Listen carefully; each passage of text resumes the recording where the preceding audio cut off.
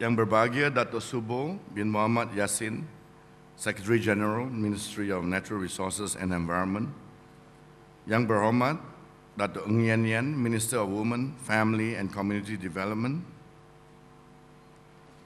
Yang berbahagia Tan Sri Francis, Tan Sri Francis. My daughter was supposed to read this speech thinking that I was going to be away. Yang berbahagia Tan Sri Yeoh, my father. Round of applause for him.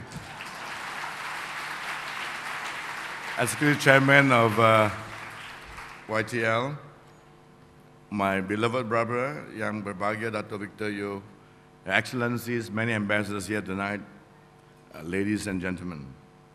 Thank you for being here tonight for this very special occasion, the first YTL Climate Change Gala held in conjunction with Climate Change Week 2008.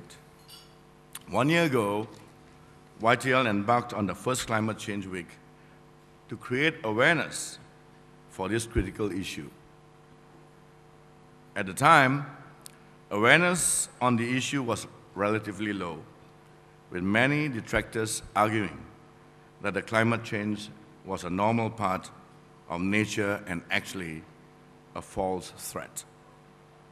Then came the landmark UN report at the end of 2006, which confirmed once and for all. And not only was climate change a direct result of man's abuse of the environment, all the great scientists of this earth are united in one cause. There's no running away from the fact we are the cause of the environmental degradation today. There is no running away from a community of all the scientists. For once, they were united and not in denial about this. And that's where we are today.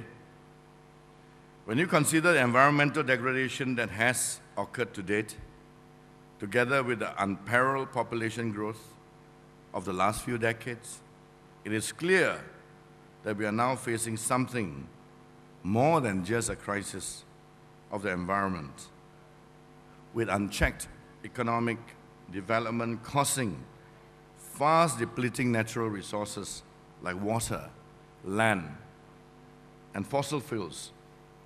The real issue at hand becomes one of human survival on this planet. Indeed, living in our modern man-made society, it is easy to understand how we have become so disconnected from nature, putting humankind's needs above all other living creatures who share our planet.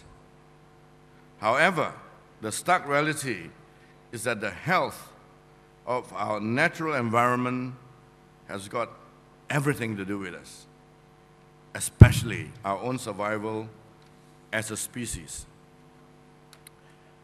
Due to mankind's thoughtlessness and uncontrolled destruction of the environment, we are now facing unprecedented rates of extinction than ever before.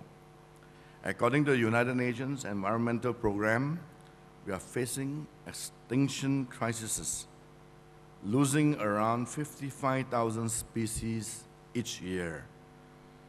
The UN Millennium Ecosystem Assessment, a 5-year study by 1,400 experts worldwide on the consequences of ecosystem change for human well-being, also concluded with scientific certainty that every single ecosystem on the planet, such as the oceans, the lakes, our rivers, our forests, our biodiversity, are not only endangered, but actually in very serious decline.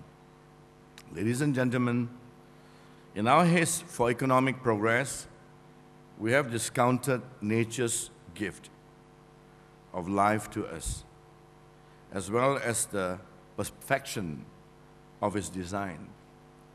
It takes a humble spider that can create a substance that ounce for ounce is 5 times stronger than steel. Clearly, shouldn't we be humbled by nature's wisdom and strive to protect God's creations? Let us be reminded of all the priceless services that nature performs for us. For the tree, such as the pollinating flowers, or absorbing the CO2, the trees that does that, providing us with oxygen, bearing in mind that we depend on nature's services for our existence. It is astounding how we not only take it for granted, but we also today deem it irrelevant in our everyday lives. In considering how nature does twice as much for us than all the global economies combined. If you take all the great economies invented by all the economists and entrepreneurs and all of us, all the great systems of empires and whatever, the great technologies that's ever invented, nature actually produces every year for free for all of us twice as much as all of us human in these billions of people in the whole world can create in a single year. We could all produce, with all our so-called brilliance, only about 18 trillion worth of economy providing jobs to feed us.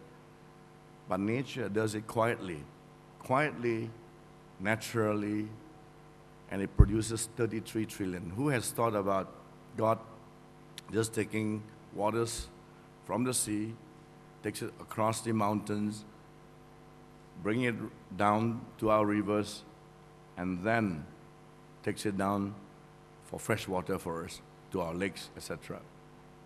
So nature actually is continually providing 33 trillion US dollars worth free for us.